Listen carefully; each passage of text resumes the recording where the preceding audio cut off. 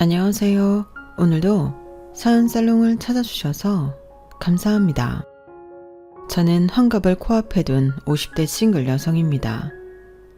결혼도 안 한 여자가 무슨 사연이 있다고 사연을 보냈냐 궁금해하실 분도 계실 것 같은데 제가 사연을 보내게 된 계기는 올케 때문이에요. 제가 자주 이곳 사연 살롱 사연을 밥 친구 삼아 자주 시청하는데 못된 신우 사연이 제법 많이 나오더라고요. 저 역시 신우 입장이다 보니 그 점이 무척 안타까웠는데 안 그런 신우도 정말 많아요. 오히려 올케가 이상한 집도 많은데 왜 올케들 사연은 없는 건지. 그래서 신우 관점에서 제가 저희 올케 이야기를 좀 해보고 싶어 사연을 쓰게 되었는데요. 저희 올케도 아주 보기 드문 별난 사람이에요. 거기에 제 동생은 그런지 와이프도 어쩌지 못하는 물에 물 탄 듯 술에 술 탄 듯 줏대라고는 어릴 때부터 찾아보기가 힘들었는데 그러니 동생네 집의 주도권은 올케가 가지고 있죠. 제 친구들을 보니 이젠 세상이 변해서 남편들이 아니고 자기들이 집안 경제권이며 모든 결정권을 전부 다 갖고 있는 경우를 많이 봤는데 저희 동생네도 그런 셈이었어요. 그리고 저희 올케는 생긴 거랑 다르게 은근히 고집도 세고 이거 다 생각하면 절대 남의 말을 듣지 않는 성격인데요. 그러니 가끔은 제가 아무리 말려도 자기 멋대로 하는 성향이 있어 사람을 참 난감하게 하는데 아마 올케 딴에는 하나밖에 없는 손이 신우가 시집도 안 가고 집안에 제일 나이 많은 어른으로 말뚝처럼 박혀 있으니 신경을 꽤나 쓰이는 듯 합니다. 원래 신우와 올케 사이가 좋아 지내기는 많이 힘들잖아요. 다행히 저랑 올케가 한 집에 사는 건 아니라 다행이라면 다행인데 올케는 그럼에도 불구하고 싱글인 손이 신우를 많이 의식하는 것 같더라고요. 저 역시 떨어져 산다고 해도 올케 내외와 조카들이 제가 나고 자란 본가에서 살고 있으니 나름 신경이 쓰일 때가 있는데 아마 이건 피차가 똑같은 거겠죠. 제 생각엔 본가에 산다는 게 내 집에 사는 것도 아닌 것 같고 신우라고 내려오면 마치 집주인이 내려온 듯 오만 신경이 다 쓰이는 것 같은데 여러분은 저랑 올케 사이가 왼수일 것 같나요? 아니면 가족일 것 같나요? 지금부터 그 이야기를 시작해 보겠습니다. 일단 제 이야기를 조금 해보고 싶은데요. 저도 참 기구한 인생을 살았거든요. 저는 현재 같은 사람이랑 30년째 연애 중이에요. 연애를 오래 하다 보니 이젠 굳이 결혼을 해야 하나 싶어 남자친구와 평생 이렇게 살자고 약속한 상태인데 사실 남자친구와는 팔팔한 20대에 결혼을 하고 싶었죠. 하지만 남자친구와 어머니가 저는 무조건 안 된다고 반대하셔서 결혼을 못했어요. 그리고 저는 자존심도 상하고 너 아니면 내가 결혼할 남자가 없냐 하는 마음으로 남자친구에게 이별을 통보하기도 했는데 남자친구는 죽어도 저랑 헤어질 수 없다며 저에게 매달렸어요. 그래서 평생 이렇게 살면 되지 그깟 결혼 안 하면 그만 아니냐고 둘이 작당을 했는데 이렇게 오래 한 남자랑 연애하게 될 줄은 몰랐네요. 덕분에 저는 남자친구 어머니한테 오랫동안 미움을 받았는데 가진 방법을 동원해 당신 아들을 장가 보내려 하셨지만 뜻대로 되지 않았기 때문이었죠. 남자친구가 한 고집 하는 성격이거든요. 그리고 그 성격은 자기 엄마를 닮은 건데 내가 니들 허락해 주나 봐라 이렇게 버티셔서 저희는 아주 긴 연애를 하게 되었어요. 그리고 그렇게 쌩쌩하셨던 남자친구 어머니가 병환으로 누운 건 10년 전이었는데 3년 후쯤 돌아가시고 말았죠. 그때 기분이 참 뭐랄까 야속하기도 하고 또 슬프기도 했었는데 제가 이런 경험이 처음이 아니었어요. 저희 친할머니가 돌아가실 때 비슷한 감정을 느낀 적이 있었거든요.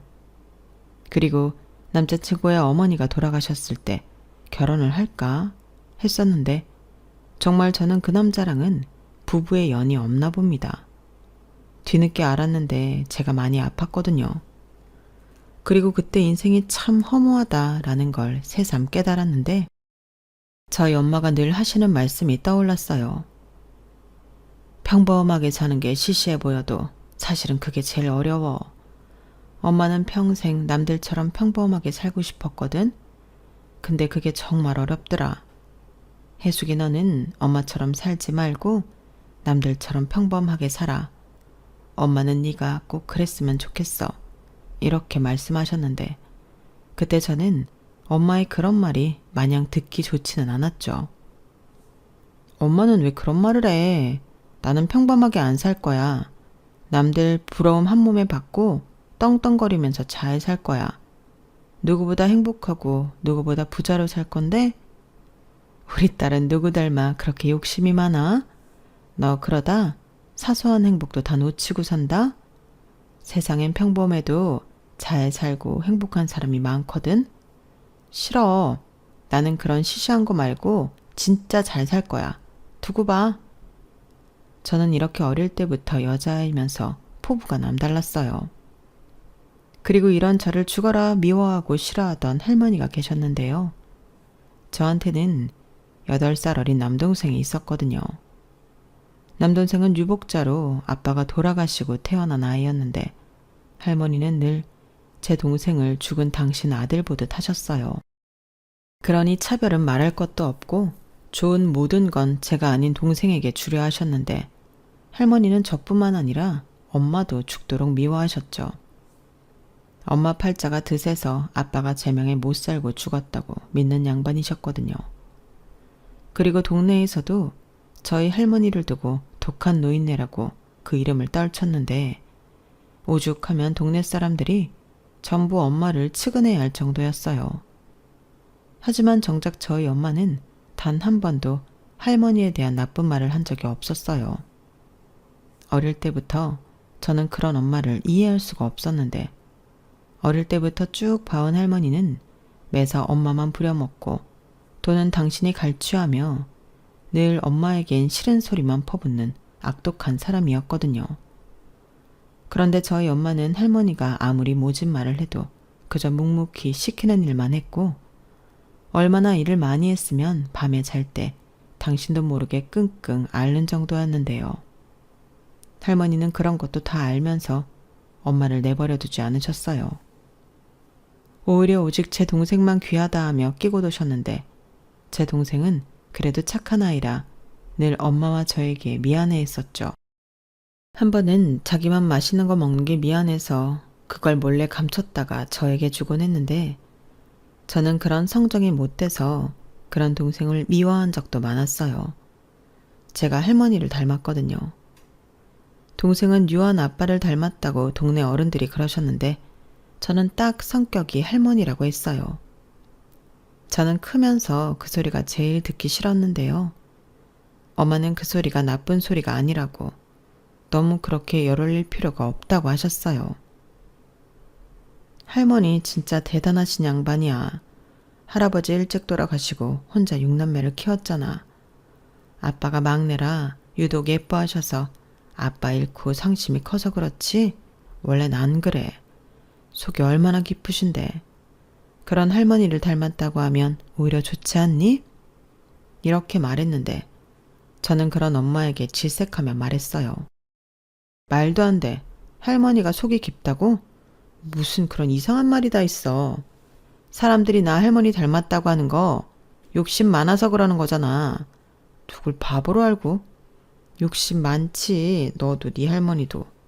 그래서 우리가 이만큼 사는 거잖아. 아니지. 우리가 이만큼 사는 건 엄마가 죽어라 이래서 그런 거지. 엄마는 왜 자꾸 바보처럼 참기만 해? 일은 엄마가 다 하고 돈은 할머니만 챙기잖아. 할머니 돈이 우리 돈이지. 그리고 엄마는 혜숙이 너처럼 똑똑하지가 못해서 돈 관리도 잘 못해. 그런 건 할머니가 잘하지. 아, 이래서 문제야. 이러니까 엄마가 맨날 할머니한테 당하고 사는 거라고. 나는 절대 엄마처럼 안 살아. 그래, 너는 똑똑하니까 엄마처럼 살지 마. 너 하고 싶은 거 다 하고 멋지게 살아. 엄마도 그랬으면 좋겠다. 대리만족하게. 엄마도 참 그런 소리가 어딨어. 왜 대리만족을 해? 엄마도 엄마 행복을 찾아.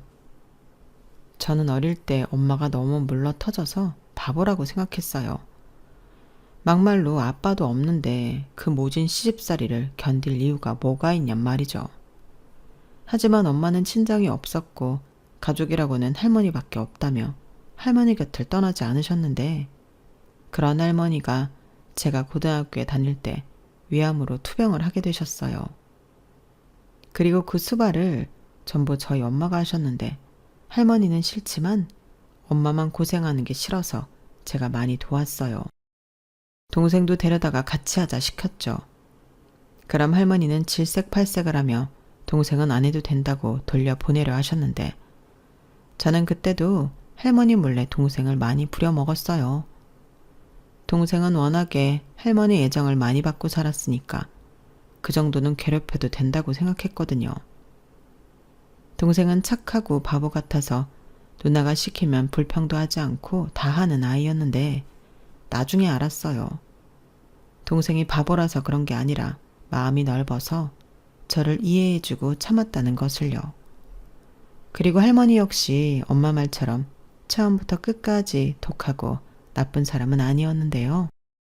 제가 한 번은 너무 열받아서 병상에 누워있는 할머니한테 한 소리 한 적이 있었어요. 저는 미운 털이 단단히 박힌 손녀라 그런 말을 해도 할머니한테 마음의 생채기 하나 낼 수 없을 거라고 생각했는데 그게 아니더군요. 그때 할머니가 저한테 하신 말씀이 정말 충격이었어요. 너는 나 죽거든 네 엄마 곁에 꼭 붙어 있어라. 바보 같은 게 그렇게 내가 지 살 길 찾으라고 부려먹고 괴롭혔는데도 꼼짝을 하질 않았어. 그리고 너는 알지? 네 엄마, 네 아빠 죽고 큰일 날 뻔도 여러 번 했잖아. 마음이 여려서 그래. 그런 게 나 가고 나면 또 얼마나 아파할까? 그러니까 너는 네 엄마 꼭 붙들고 있어. 딴 생각 못하게. 내가 그렇게 정 붙이지 못하게 모질게 굴었는데 기어이 정을 붙이고 살았네. 내가 그 정 떼려고 얼마나 노력했는 줄 아냐? 나는 네 엄마를 보고 있으면 가슴이 미어진다. 팔자도 사납지. 부모복 없으면 서방복이라도 있어야 하거늘. 네 아빠도 못된 놈이야. 그렇게 짧게 살다가 갈 거면 뭐하러 장가를 갔어? 혹시 알아? 네 엄마도 네 아빠 아니었으면 다른 놈 만나 더 잘 살았을지. 에휴, 그러니 너는 네 엄마 많이 위해줘라. 적어도 자식복은 있어야지. 그래야 공평하지. 할머니, 왜 갑자기 그런 말을 해요? 다른 사람 같아요. 언제부터 엄마를 그렇게 걱정했다고. 할미가 죽을 날이 다가와서 그런가 보다. 너한테만 얘기하는 거야. 널 보고 있으면 꼭 나 같아서. 그런 말 하지 마세요. 저는 그 소리 듣기 싫단 말이에요. 제가 어딜 봐서 할머니를 닮았어요?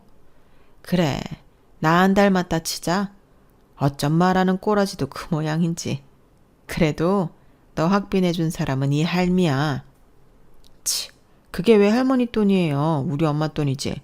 그리고 할머니는 저 고등학교 보내지 말라고 하셨잖아요. 내가 모를 줄 알아요? 눈치도 빠른 년.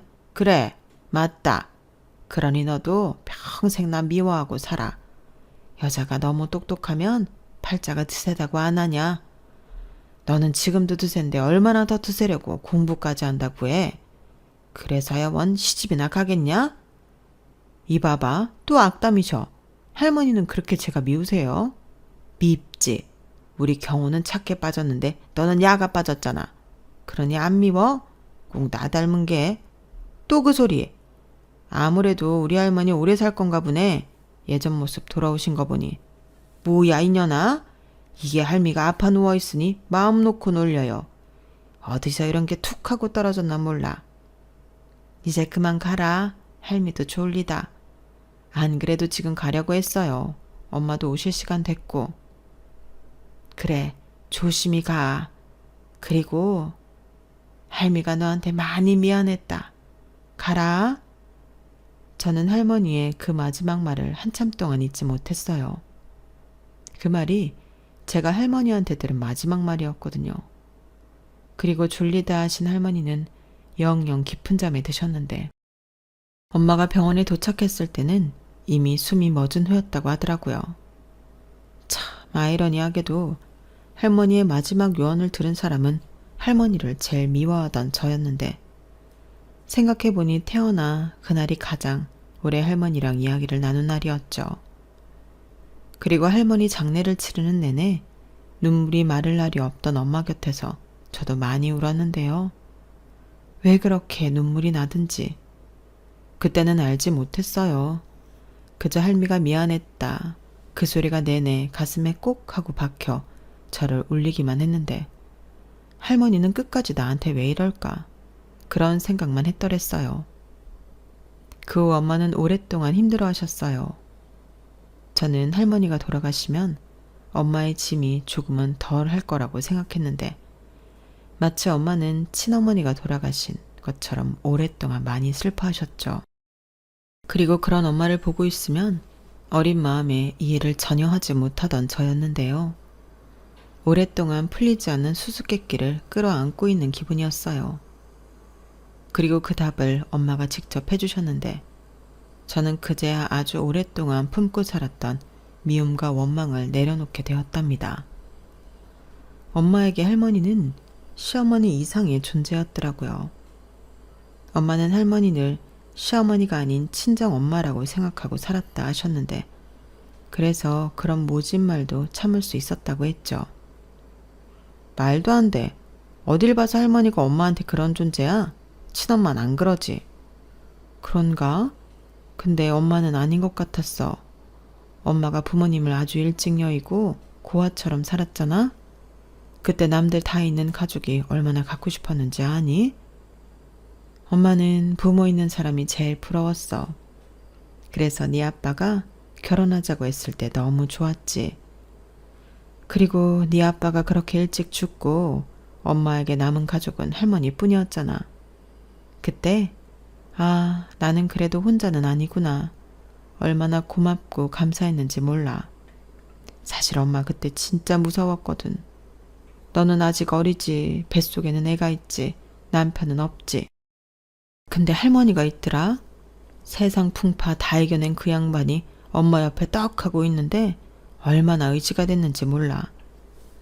저는 엄마의 그 말을 듣고 할머니가 했던 말이 떠올랐어요. 살 길 찾으라고 그렇게 등 떠밀었다고 했는데 엄마는 그런 시어머니를 의지하며 오랜 시간 버텼던 거죠. 그리고 할머니 역시 착하고 여린 며느리에게 사실상 많이 의지하고 사셨던 것 같은데 서로 표현을 할 줄 몰라 남들 보기엔 이상해 보였던 것 같아요.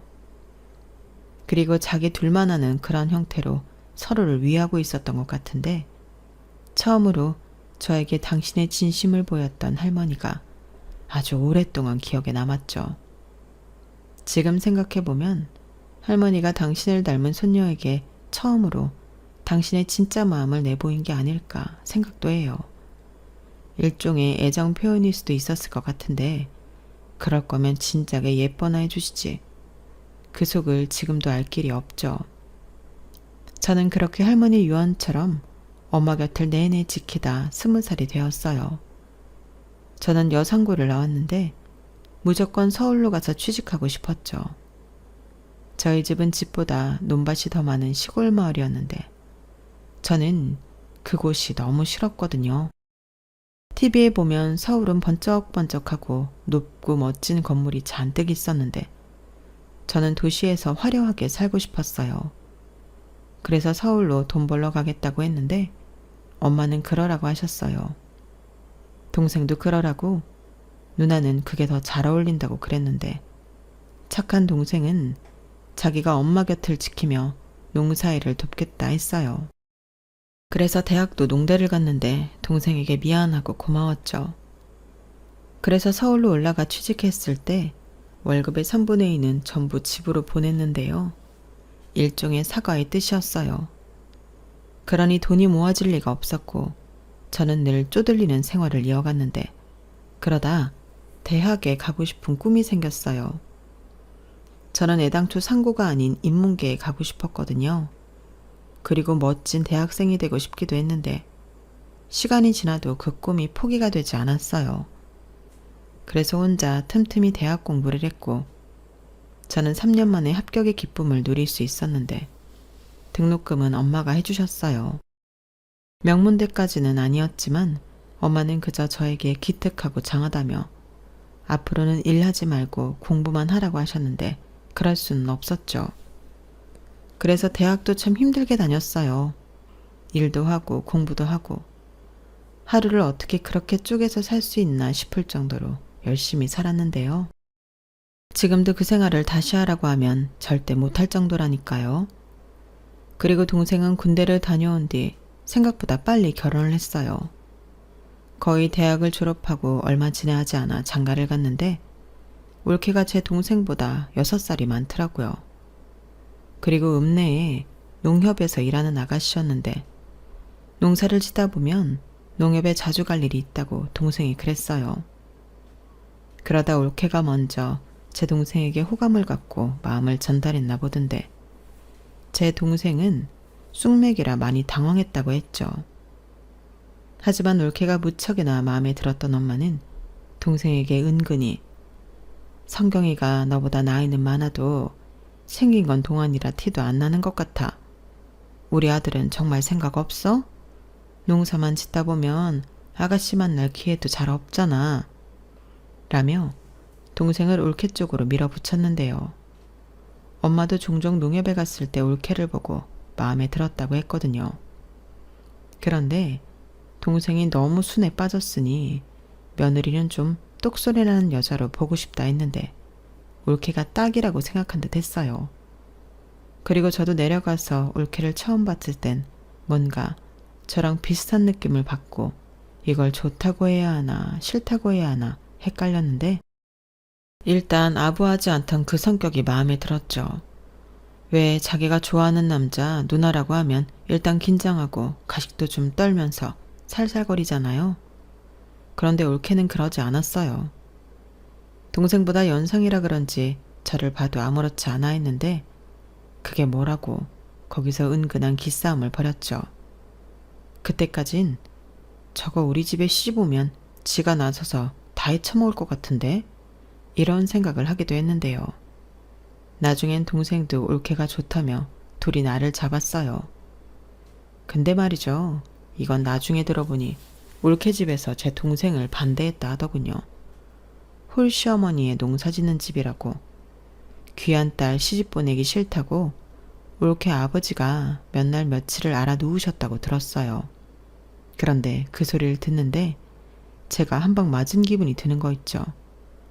솔직히 속으로 나라도 그런 집에 시집 못 보내지 라는 생각이 들었는데 가재는 개편이라고 그런 표현을 할 수가 없었어요. 그런데 그런 반대를 무릅쓰고 올케가 저희 집에 시집을 온다고 하니 그땐 좀 고마웠는데요. 사실 올케가 아니었다면 쑥맥 같기만 했던 제 동생이 장가나 갔을까 싶었어요. 그래서 저도 그때부터는 나름 올케에게 잘 하려고 했는데 저는 비싸서 쓰지도 못하는 고가 화장품도 사서 보내고 다른 사람은 몰라도 신혼생일은 꼬박꼬박 챙기며 용돈을 붙였어요. 그러자 올케에게 연락이 왔는데 저는 고맙다고 연락한 줄 알았거든요. 근데 그때 올케가 저한테 뭐라 했는 줄 아세요? 형님이 뭐 벌면 얼마나 번다고 자꾸 이런 걸 저한테 보내요. 저 이런 거 안 써도 돼요. 그럴 돈 있으면 저금을 하세요. 뭐? 올케 지금 나한테 잔소리하는 거야? 잔소리는 아니고 이런 말 안 하면 계속 보내실 것 같아서 솔직하게 말하는 거예요. 저 좀 부담스럽거든요. 아, 그래? 그래도 사람 성의가 있는데 그냥 쓰지? 싫어요. 필요하면 제가 사서 쓰면 돼요.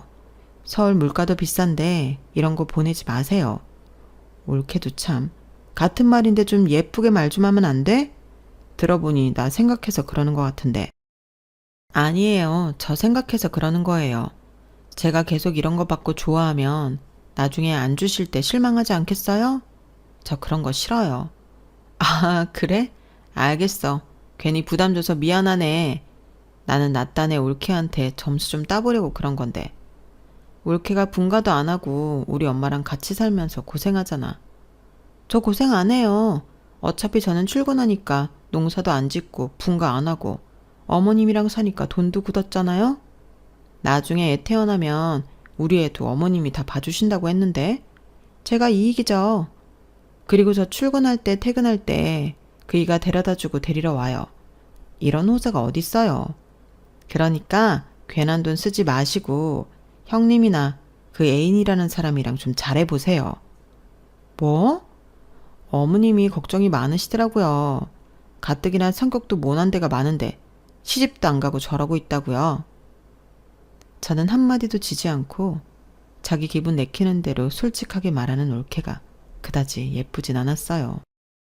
오고 가는 정이라고 하는데 이건 정을 보내도 개떡같이 받고 돌아오는 것도 없으니 이래서 신우 올케 사이는 좋을 수가 없나 보구나 그런 생각을 했죠. 심지어 엄마도 제 앞에서 자기 며느리 편만 드셨는데 굴러 들어온 돌이 박힌 돌 뺀다고 딱 그 짝인 거 있죠. 그리고 올케는 결혼하고 1년 있다 연년생으로 조카 둘을 낳았는데 저희 엄마는 입이 귀에 걸리셨고 그래서 당신이 자처해서 손주 손녀를 다 보셨어요. 그때쯤에 농사일은 거의 동생이 전담하고 알아서 하고 있을 때라 엄마가 편해졌다고 했는데 오히려 손주 손녀 보느라 고생길이 열렸죠. 엄마, 가뜩이나 허리도 아프고 손목이며 무릎이며 다 아프다고 하면서 왜 애를 봐줘? 애 보는 게 얼마나 힘든데. 그리고 원래 애 봐준 공은 없다는 소리 못 들었어? 너는 애도 안 낳아본 게 뭘 안다고 그래? 나는 하나도 안 힘들어. 애들 보고 있으면 얼마나 행복한데. 그리고 성경이가 나 월급도 준다? 150만 원. 야, 이게 웬 횡재냐? 뭐? 150만 원? 엄마는 애 둘을 봐주는데 그거 받고 좋아? 이거 안 되겠네. 내가 한 소리 해야지. 어허, 너 그러기만 해? 성경이 월급이 뭐 얼마나 된다고 그래? 지딴 애는 많이 주는 거야.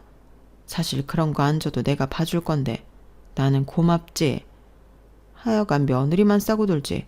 엄마 딸 어딨어? 어디 있긴 저 멀리 있지. 원래 몸이 멀리 있으면 마음도 먼 거야. 대신 나는 며느리가 옆에 있으니 얼마나 좋냐? 너 행여 시누이 짓 하다 나한테 걸려봐라. 서러워서 못 살겠네. 알겠어. 그래도 너무 무리하지는 마. 병원에서 엄마 무릎 수술해야 한다고 했다며. 수술이나 좀 받고 쉬지. 당장은 아니라고 했어. 그리고 수술하면 꼼짝도 못하는데 얼마나 답답하겠니? 엄마가 알아서 해. 너는 시집이나 가. 아, 또 그 소리. 우리가 전화를 너무 오래 했지? 이제 그만 끊자. 저는 엄마한테 결혼에 대한 이야기를 들으면 언제나 서둘러 전화를 끊었어요. 사실 누구보다 결혼하고 싶었던 건 저였는데 차마 저희 엄마한테 남자친구 어머니가 반대해서 못한다는 소리를 못하겠더라고요. 그리고 저희 엄마가 저를 결혼시키고 싶어 안달이 났다는 말도 남자친구에게 못했는데 그러면 남자친구는 또 미안해 죽을 것 같은 얼굴을 하니 그것도 싫었죠. 그래서 저만 중간에서 소가리만 했는데 그게 문제였을까요? 제 안에 나쁜 놈이 자리하고 있는 줄도 몰랐어요. 그걸 알았을 땐 내내 저를 미워하던 남자친구 어머니가 돌아가시고 얼마 지난 후였는데 제가 암이라고 하더군요. 유방암이요. 3기라고. 수술도 하고 어쩌면 항암도 해야 할지 모른다고 하는데 그때 결혼은 아예 꿈도 꾸지 않겠다고 마음을 단단히 먹었어요. 남자친구는 당장 결혼해서 자기가 남편 노릇하겠다고 난리를 쳤는데 남의 집 아들 병수발이나 들라고 장가오라고 하지 못하겠더라고요. 그래서 아파도 씩씩한 척 많이 했어요. 끙끙 앓고 우는 건 혼자 하고 싶었는데 그때 엄마가 다 제쳐두고 올라와서 제 간병을 도맡아 해주었죠. 솔직히 그때는 젊은 딸이 나이 많은 엄마의 수발을 받는 게 영 불편했는데 엄마는 그런 게 어딨냐고 하셨어요. 그러면서 제가 잘못될까 매일 저녁 혼자 훌쩍거렸는데 제 몸 아픈 것보다 저는 그게 더 싫더군요. 그래서 동생한테 전화를 걸었어요. 누난데 엄마 좀 데리고 가. 뭐? 왜? 가뜩이나 수술 앞에 두고 검사 받을 것도 많고 사람 힘든데 엄마가 옆에서 오만 걱정하고 울고 있으니 더 심란해서 그래. 나 수술할 때 네가 와서 동의서에 사인해라. 그래도 엄마가 내가 가잔다고 가나? 그럼 나더러 계속 불편하게 있으라고? 누나도 참 못됐다. 엄마가 누나 걱정돼서 그러는 건데 좀 참지. 누가 누구한테 참으라고 해. 내가 환자야. 알았어. 일단 말은 해볼 텐데 기대는 하지 마. 동생은 말은 그렇게 했어도 다음날 올케와 같이 올라와 엄마를 설득했어요. 그리고 무슨 소리를 어떻게 했는지 모르겠는데 올케가 제 병실에 남겠다고 하더라고요. 그리고는 형님, 저는 옆에서 걱정도 안 하고 울지도 않을 거니까 괜찮죠? 라고 하는데 황당 그 자체였어요. 직장은 어쩌고 여길 와 있냐고 제가 물으니 아껴뒀던 월차를 저 때문에 썼다고 나중에 저더러 갚으라고 하더라고요. 말이라도 괜찮다고 해주면 어디가 덧나나요? 그래도 혼자 있는 것보다는 올케가 있는 게 좋긴 했어요. 엄마가 있을 땐 도리어 제가 신경을 많이 썼는데 올케는 제가 신경 쓸 필요도 없고 지가 싫으면 지 집에 갈 테지 하고 많이 속이 편했는데 올케도 저를 많이 신경 쓰지 않더라고요. 그런데 희한하게 올케가 간병을 곧잘 했는데 한 번은 궁금해서 해본 적이 있냐 물으니 저희 엄마가 오래 아프셨거든요. 신장이 안 좋으셔서. 그래서 어릴 때부터 이런 건 잘했어요. 라고 하는데 그땐 올케가 좀 달리 보였어요. 말은 툭툭 해도 마음은 그렇지 않다는 걸 알겠더라고요. 게다가 나중에 보니 제 동생이 올케를 더 많이 좋아하고 챙기려고 했는데 아마도 저런 속을 다 알고 그러는 것 같더라고요. 그러고 보니 올케는 좋은 건 좋다, 싫은 건 싫다 딱딱 부러지게 표현하는 성격이었는데 저도 같이 있으면서 어느 정도 그 성격에 적응이 되었죠. 그리고 저는 수술받고 며칠 뒤 퇴원하게 되었는데요. 남자친구가 지극정성이었어요. 제가 병원에 있을 때도 잠만 제 옆에서 자지 못했지 매일 출근 도장을 찍던 사람이었는데 그래서 올케도 제 남자친구를 자주 봤죠. 그런데 희한하게도 제 남자친구에 대해 한마디도 하지 않았는데요. 오히려 엄마가 전화해서 그 남자 어떤 것 같니? 네가 보기에 좋아 보여? 이렇게 물었는데 그때도 올케는 모르겠다고 말할 뿐이었죠. 그래서 보다 못한 제가 올케 보기엔 내 남자친구가 그저 그래? 이렇게 물은 적이 있었는데요. 그때 올케는 남녀 사이를 제가 어떻게 알아요? 제가 본다고 다 아나요? 형님이 좋으면 좋은 사람이겠죠. 이렇게 말하며 정말 관심이라고는 1도 없다는 듯 지 할 일만 했어요. 그리고는 제가 태어나던 날 동생이 지 마누라 데리러 왔는데 제가 고맙다고 돈 봉투를 내미니 그건 자기가 받을 만한 것 같다며 쏙 가져가는 거 있죠. 그때 제 남자친구도 뭐가 그리 웃긴지 계속 웃었는데 이건 뭐 고마워도 찝찝하고 그러더군요. 그런데 몇 년 뒤 제가 정말 올케한테 고마워해야 할 일이 생겼어요. 사람 일은 아무도 모른다고 저희 엄마 허리나 손목 그리고 무릎 같은 곳만 걱정했지 엄마에게 치매가 올 거라고는 상상도 하지 못했는데요. 동생 말로는 꽤 오래전부터 징조가 있었다고 하더군요.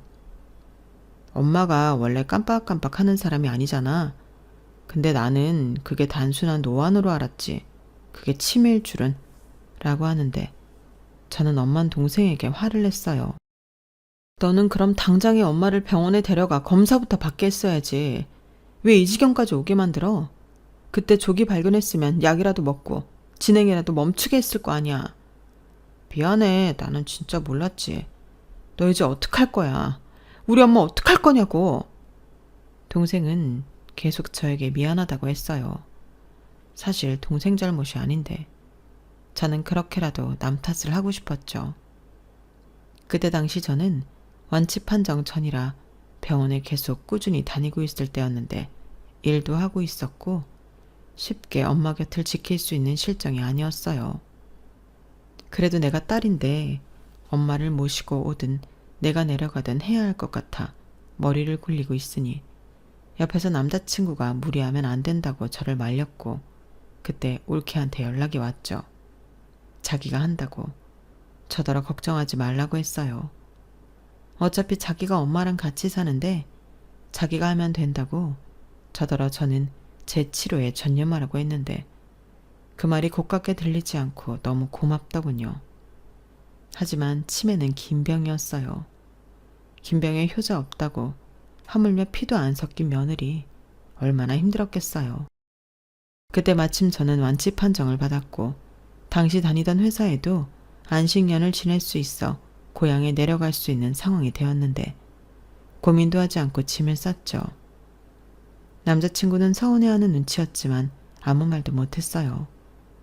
그저 자기가 자주 가겠다 이 말만 했는데 저는 그러라고 했죠. 무리할 필요는 없으니 편하게 하자고 했어요. 그리고 그때부터는 제가 집에서 엄마를 거의 전담으로 맡았는데 올케가 10kg 넘게 살이 빠져 있는 모습을 보고 놀랐거든요. 저렇게 고생을 많이 했구나. 근데 어쩜 나한테는 말도 하지 않았지? 이런 생각에 저는 그때 처음으로 동생 내외에게 분가를 하라고 제안했어요. 돈이 부족하면 내가 보탤게. 이만큼 엄마랑 살았으면 오래 살았지. 누나, 갑자기 왜 그래? 누나 여기서 계속 살 거야? 회사엔 안식년 낸 거라며. 아주 그만두려고? 그때는 내가 엄마 모시고 올라가든 누나가 알아서 해. 형님, 그런 말 마세요. 저희가 돈이 없어서 분가를 못하는 것도 아니고 여기가 좋아서 있는 거예요. 그리고 형님이 계신다고 해서 달라질 것도 없고 막말로 형님이 저보다 경험도 없는데 혼자 뭘 어쩌시려고요. 나는 올케한테 미안해서 그러지 살이 쏙 빠져가지고 친정엄마도 아니고 시어머니를. 저 한 번도 어머니 시어머니라고 내외한 적 없어요. 그리고 치매 앓기 전에는 저한테 얼마나 잘해주셨는데요. 저 그거 갚고 있는 중이에요.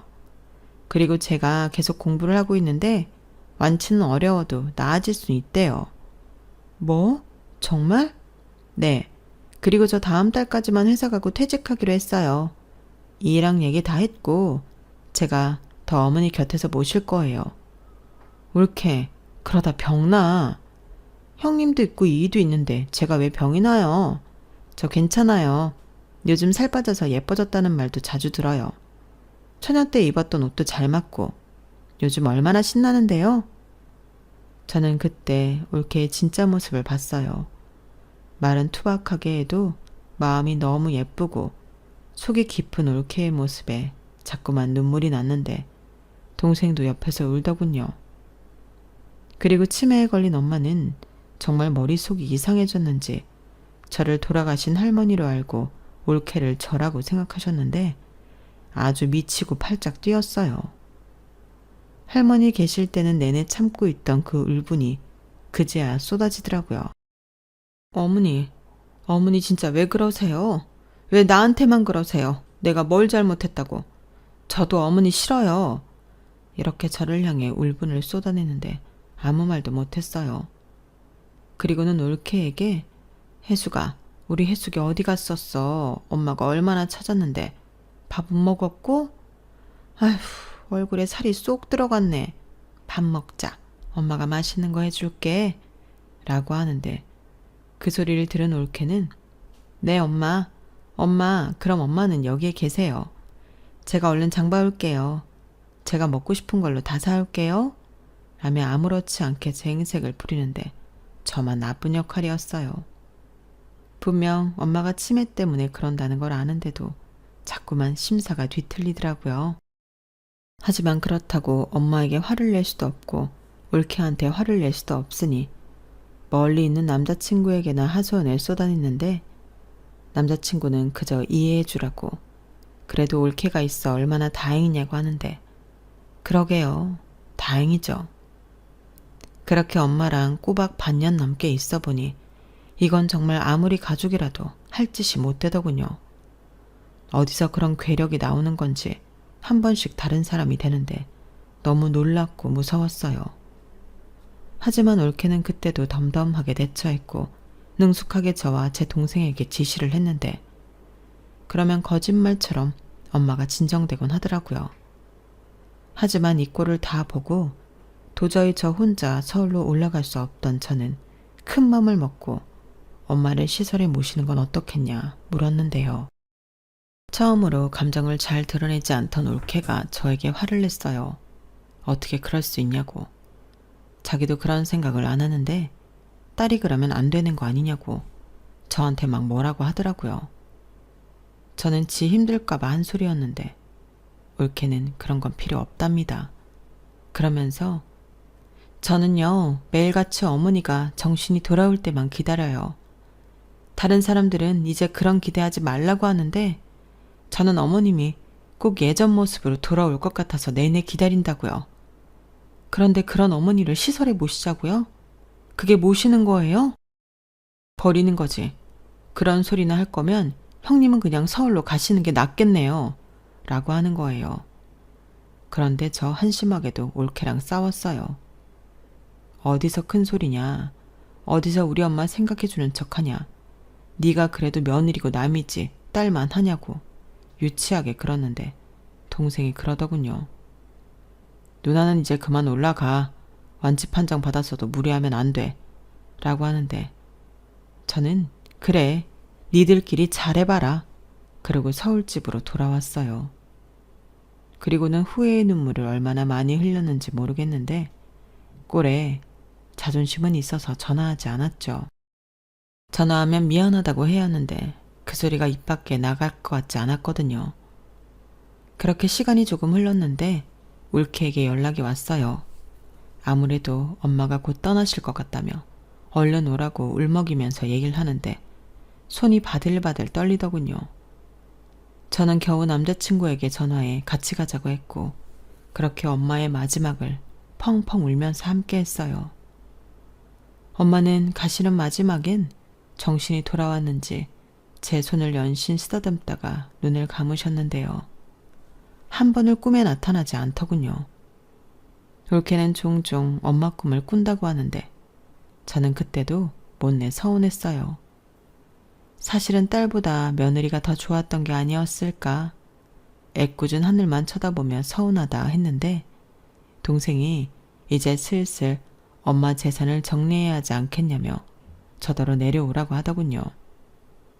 그러고는 정확하게 반반하자고 하는데 저는 됐다고 했어요. 내가 무슨 자격으로 이것들을 받냐고 니들 다 하라고 했는데요. 동생은 그럴 수 없다고 고집을 부렸죠. 평상시에는 고집이라고는 부릴 줄 모르는 놈이 그때는 완강했어요. 하지만 고집은 제가 더 셌는데 제 몫은 옳게 하라고 했네요. 저는 그때가 아니면 올케에게 제 마음을 전달할 수 없을 것만 같았거든요.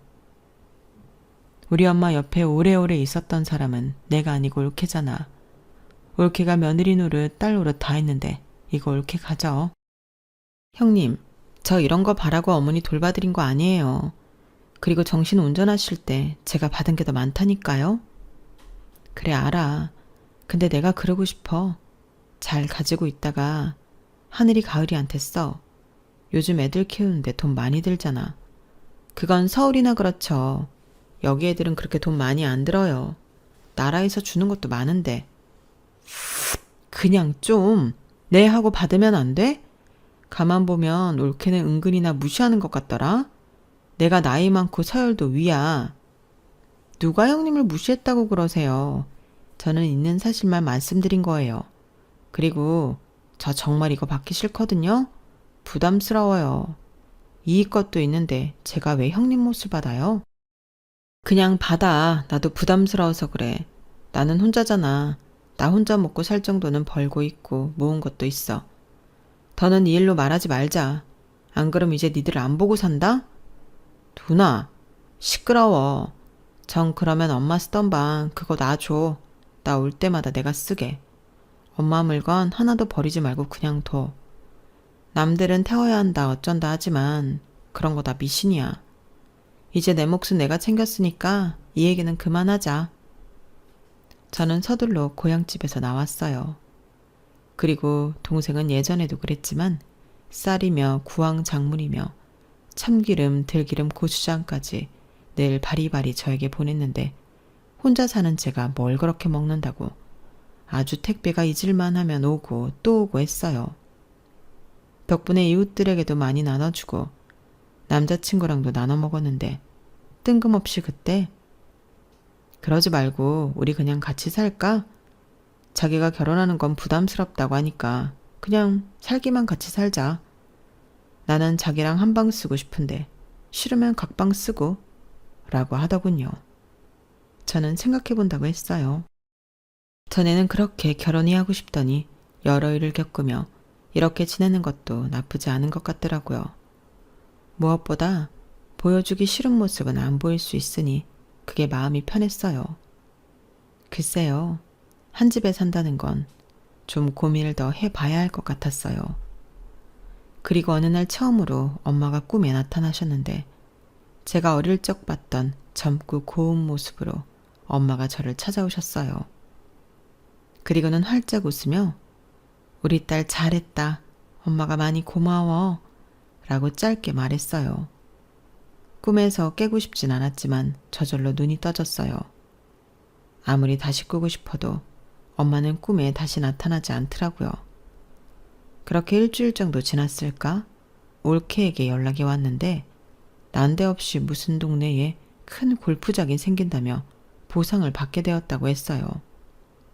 무려 100억 가까이 된다며 어안이 벙벙한 소리를 했는데요.